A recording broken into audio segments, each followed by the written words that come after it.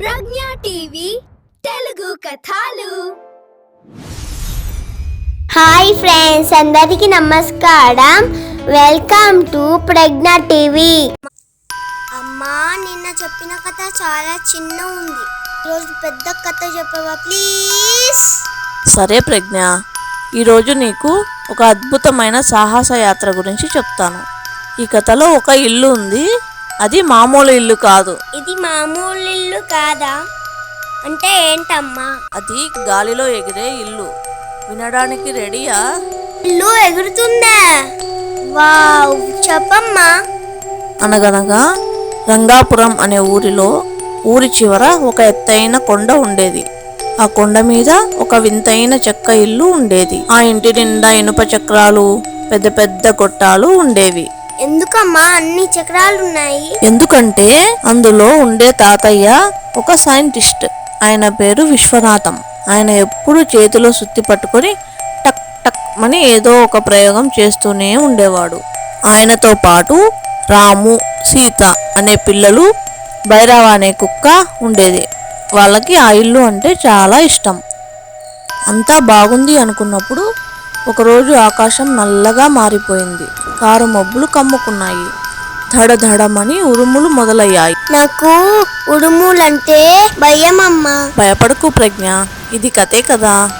అయితే వాన జోరుగా కురిసింది. ఊరి పక్కన ఉన్న నది పొంగిపోయింది. నీళ్లు మెల్లగా ఊర్లోకి రావడం మొదలయ్యాయి. అప్పుడు తాతయ్య నవ్వి, భయపడకండి పిల్లలు, నా దగ్గర ఒక ఐడియా ఉంది అన్నాడు. గోడకి ఉన్న ఒక పెద్ద రెడ్ కలర్ లివర్ని గట్టిగా లాగాడు. అప్పుడు ఒక మ్యాజిక్ జరిగింది. ఇంటి కింద ఉన్న చక్రాలు గిరగిరా తిరగడం మొదలయ్యాయి. బుష్ బుష్ మెల్లగా ఆ ఇల్లు భూమిపై నుంచి గాలిలోకి లేచింది.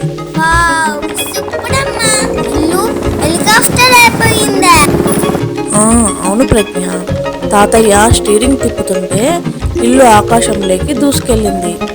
కానీ కింద చూడగా పాపం ఒక మేకపిల్ల, కొందరు మనుషులు చెట్టు పైన చిక్కుకొని ఉన్నారు. రాము వెంటనే తాళ్ళ నిచ్చెన కిందికి వేశాడు. భైరవ కుక్క గట్టిగా అరిచింది. సీత ఆ మేకపిల్లలను పైకి లాగింది. అవును, వాళ్ళు మేఘాల మధ్యలోంచి వెళ్తుంటే ఒక పెద్ద మెరుపు వాళ్ళ పక్క నుండే వెళ్ళింది. తాతయ్య చాకచక్యంగా ఇంటిని పక్కకి తిప్పాడు. త్రుటిలో ప్రమాదం తప్పింది. వర్షం తగ్గాక తాతయ్య ఆ ఇంటిని ఒక ఎత్తైన సురక్షితమైన కొండ మీద దించాడు. అప్పుడు సూర్యుడు అస్తమిస్తున్నాడు. ఆకాశం అంతా గోల్డెన్ కలర్ లో మెరిసిపోయింది.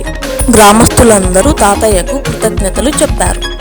ఆ రాత్రి అందరూ ఆ ఎగిరే ఇల్లు వరండాలో కూర్చొని చుక్కలను చూస్తూ భోజనం చేశారు. చాలా బాగుందమ్మా. నేను కూడా పెద్ద అయ్యాక ఇట్లాంటి ఇల్లు కడతాను. సరే ప్రజ్ఞ. కథ మీకు నచ్చింది అనుకుంటున్నాను. ఇలాంటి మరిన్ని కథల కోసం లైక్ చేయండి, కామెంట్ చేయండి, సబ్స్క్రైబ్ చేయడం మర్చిపోద్దండి.